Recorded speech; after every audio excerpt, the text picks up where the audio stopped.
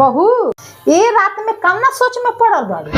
इतना रात हो गई बा, नींद नहीं आवत का बात बा? इतना उदास लागत रू। मम्मी जी छठ खातिर कल ऑनलाइन एगो साड़ी पसंद आई रहुए, लेकिन ऑर्डर करे खातिर हमारे पास पैसे ना रहुए, तो कालो रात में नींद ना आइल और आजो रात में नींद नहीं खावा। अरे बहू बस इतना ही सा बात बा, रुका हम अभी ऑर्डर कर देता नी। मम्मी जी तनी साइज के ध्यान दे। हम नींद को गोली में साइज का देखे के बा, हती चुकी तो होखे। मम्मी जी हम साड़ी सोचने रुआ नींद के गोली ऑर्डर करतनी। हाँ तो तारा खातिर साड़ी खरीदाता। चुपचाप से नींद के गोली खा के सुत जइहा। Oh no! बड़ा इनकरा साड़ी चाहिए।